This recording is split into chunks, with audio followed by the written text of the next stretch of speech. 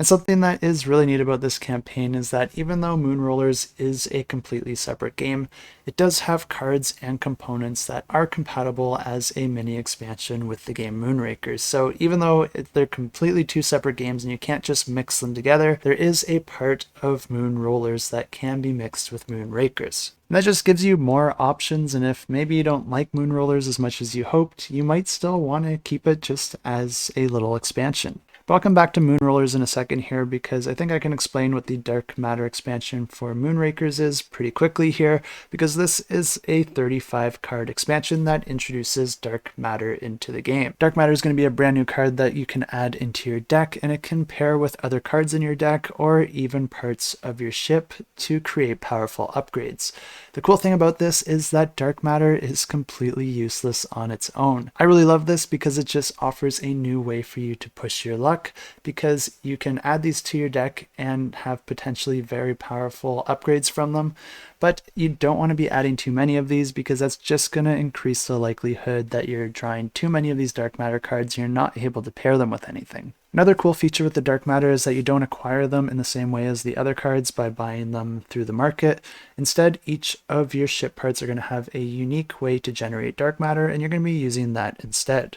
Moonrollers is kind of a dice rolling version of Moonrakers, but I say all of this very loosely because the games are very different from each other, and Moonrollers can play in about 20 minutes, and it is naturally a much lighter version of the game. But the way this game works is that players are going to be trying to complete different mission cards, just like in Moonrakers, but then rather than playing those cards, you're going to be rolling dice.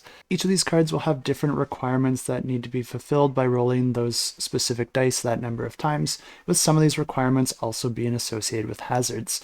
And it's pretty cool how the hazards work in this game, because rather than rolling hazard dice like how you do in Moonrakers, instead you're going to be drawing a hazard token blindly. Each of these tokens can have a certain amount of hazards associated with it, as well as a certain amount of victory points. But you only get these victory points at the end of the game, and you are allowed to keep these tokens secret for the entirety of the game. The catch here is that if you're the player with the most hazards at the end of the game, then all your victory points that you would have got for the hazard tokens are instead forfeit, and you don't get any victory points from your hazard tokens.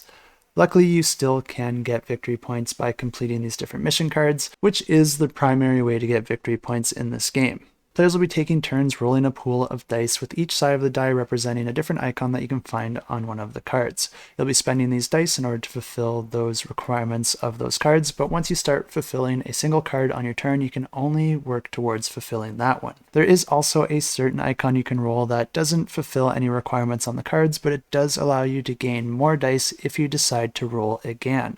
Because in this game, you are allowed to keep rolling your dice as many times as you want, potentially getting more with each roll. But the catch here is that once you start fulfilling a card, if you ever roll your dice and you don't have anything that you can contribute to that card, then you bust, and all the progress you made on that card then is removed. But if a player decides to stop before busting, then they do gain victory points proportional to the contribution that they made to that card, even if they didn't fully complete it. But if they do complete a card, then they'll also be able to take that card into their possession, which will grant them a special ability for the rest of the game. And it is also one of the end game triggers, because once a player has a certain amount of cards in their possession, that's going to be triggering the end of the game. And once that happens, players all reveal their hazard tokens, revealing which player has the most, and then that player won't earn victory points from them. But then the rest of the players will add any of the victory points they earned from their hazards onto the victory points that they have on the victory point track. Then the player with the most wins the game. And if you are interested in this one, or if you're interested in Moonrakers, which I highly recommend, you can find a link to the campaign in the description below. And if you're not familiar with Moonrakers, I did say I would roll my previous footage, so I'll go ahead and do that now. And in this game, players are playing as mercenaries, and you're trying to complete contracts in order to gain victory points, but the contracts that you might go up against might be too difficult for a single player to achieve, so you might want to enlist the help of the other players, and this is where the negotiation comes into play, because the players will negotiate who will contribute what, and how the rewards will be split amongst them. But each player in this game is going to be starting with an identical deck of 10 cards, and their own personal player board.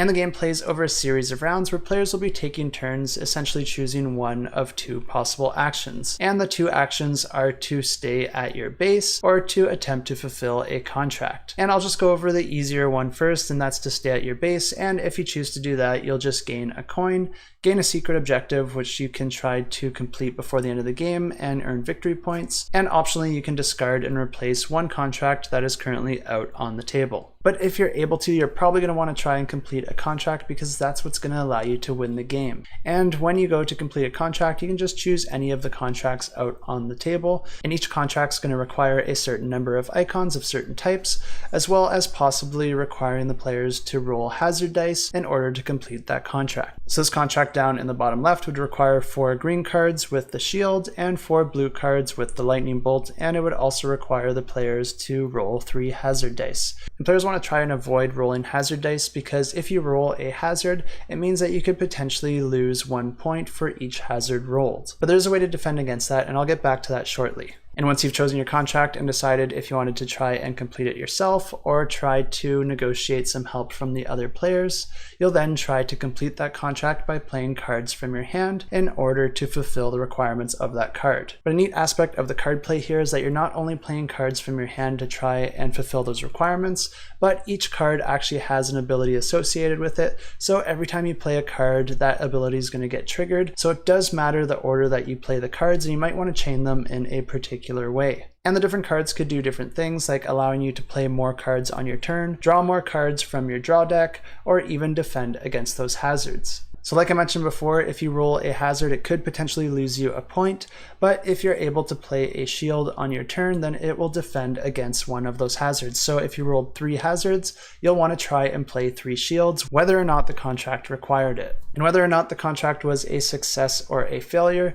you'll then be able to buy new cards at the end of your turn. And there's a couple cards that you can buy. You can either buy new crew members, which will get added to your deck. And these are special cards that have a special ability when you go to play them, but they can also be a requirement for some of the contracts because the crew cards do also have a special icon and color associated with them. Or instead, you could buy ship parts, which you can go ahead and add to your board, and that will give you a permanent ability that you'll have for the rest of the game.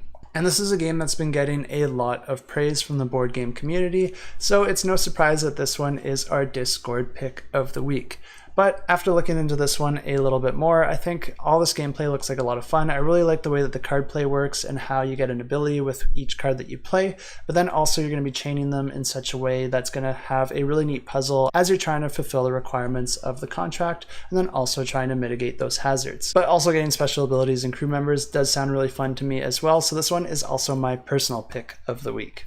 And this campaign will allow you to get all the previous content, but it's also going to be releasing a big box solution to store all the expansions that are also being added to the game. And there's going to be 4 different types of expansions. The first one is Binding Ties, and this is essentially going to incentivize players to work together so that you get even more rewards when you do that. So this is going to add a lot more cooperative play to your play sessions if you like to have more of that in your game. Then there's the Overload expansion, which is just going to add a whole bunch of content to your game. So there's going to be more objectives, more ship parts, more crew members, but there's also going to be some new types of contracts that will have some new requirements that were never seen before. And it'll even have some advanced action cards that will allow you to do more faster. There's also the Nomad expansion, which adds a completely new board where players will be able to explore different areas of the galaxy, and there's going to be a lot more contracts out, with the contracts being associated with different areas on the board. So depending on the type of ship parts you get and the crew members, some contracts in certain areas might be easier for you than others. This is going to allow you to seek those out by going to those specific areas in order to get those specific types of contracts. This one also introduces global effects that will affect all players.